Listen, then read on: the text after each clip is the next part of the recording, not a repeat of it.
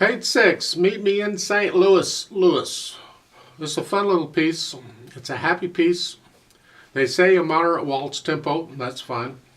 I would like to just point out a few things. There's nothing really tricky in here. In the right hand, just play it all pretty much just like their fingering and everything. I might suggest at the bottom of page 6, look at the last line there in the right hand. You're coming off from the end of the third line here. You have a thumb on the G. And at the beginning of the fourth line, they're suggesting a thumb on the A. That's doable because you're between phrases and you got time to go from here to here. But it's unnecessary. All right. Yes, you want to break between the phrases with a little bit of silence, but you don't have to use the thumb. Second finger works just fine. Because you could put a fifth finger on the D, the quarter note, and then on the next measure, the half note D, put a fourth finger on it. This way you're using two different fingers on those repeated notes. I like that. Okay. That's really about all I have for the right hand, believe it or not. For the left hand, your rhythm, your quarter note, half note. Quarter note, half note for the most part.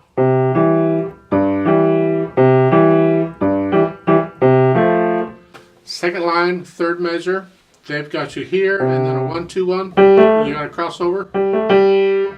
The idea is you want to thumb on that last note, that last G, because you got an octave lower on the next note. And it's easier to go from thumb to here than second finger to here.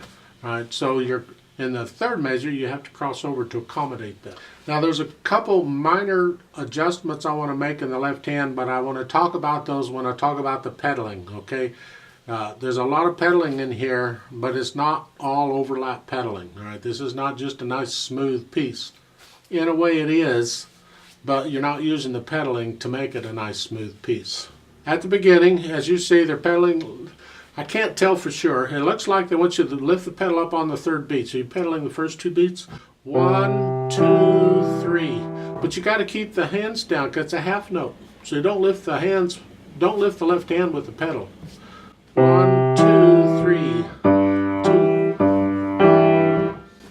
2. Now, so the point is, why pedal it at all if that's what they're going to do?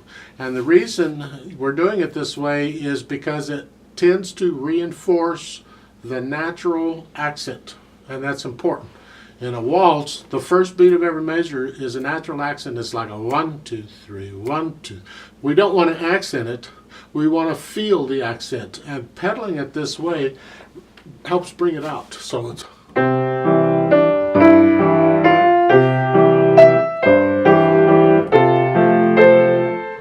okay. That just helps bring it out. It's a little bit cumbersome and, in my opinion, maybe unnecessarily complicated to lift it on the third beat, right? They don't want to blur it. So that's nice, that they're not blurring the notes with that bringing it up. And then you get the last two measures of the first line. They're saying pedal the whole thing. I suggest you change the pedal at the measure, or do overlapping. Otherwise, it tends to get a little blurry with all these notes. It's a lot of notes, all right? We want to keep it light, right? We don't want it to get heavy. The second line is similar to the first. And we're not going to pedal that and the last measure, all right?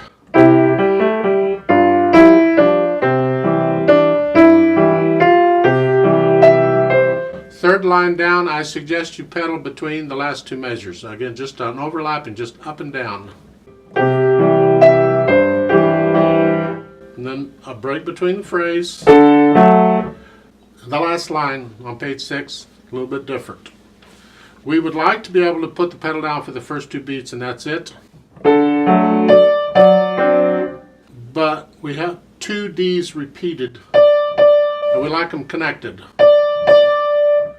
And so we kind of have to leave the pedal down for the full measure on the first measure. However, for the second measure, I think you can lift the pedal up on the third beat. let the E be by itself. I don't see anything wrong with that.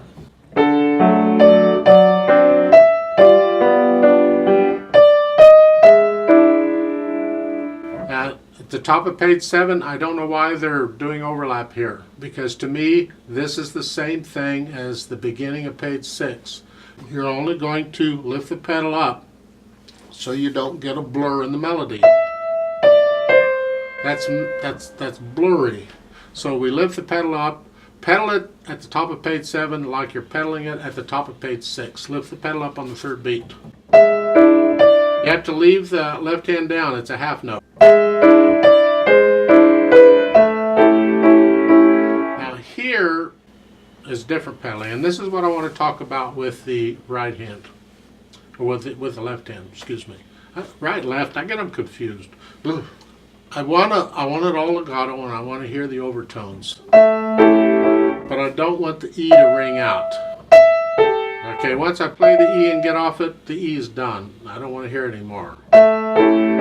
So I'm not going to pedal it on the 1st beat of that measure. So to start with the 2nd measure, it's here. I'm going to lift the pedal up at the 3rd beat of the 2nd measure. I'm going to leave the pedal up until the 2nd beat of the next measure. I said I don't want the E, but I do want the A in the left hand. I want that to ring out. And if I would pedal at the 1st beat, I would get that. The A would continue to ring. So to get rid of the E but keep the A, I'm going to finger pedal the A. Okay, it's called finger pedaling, and that means I'm going to hold the A down longer than a quarter note. I'm going to hold it down until I push the pedal down, and the pedal catches it, and then I can lift up on it. So it's here. In other words, it's like I'm treating that A, that quarter note, like a half note. So the 2nd beat, I'm holding all 3 of those notes down in the left hand. So I retain the sound there, and I lose the E on top. Then we go on. Now here, these first 2 measures in the 2nd line is the same pedaling as on page 6. And again, the 3rd measure in the 2nd line, I would pedal it the same way as the 3rd measure in the 1st line. I'm going to lift the pedal up on the 3rd beat of the 2nd measure, and I'll put the pedal down after I play the 2nd beat in the next measure. But I'm going to hold the G down in the left hand like a half note. Okay? Takes a little bit of coordinating to get all that. Now in the last line on page 7, 1st measure is fine, you can pedal it legato. But the 2nd measure, again, I would do it similar to what we did on page 6. And I would lift it up on the 3rd beat and let that G be by itself. All right? Okay.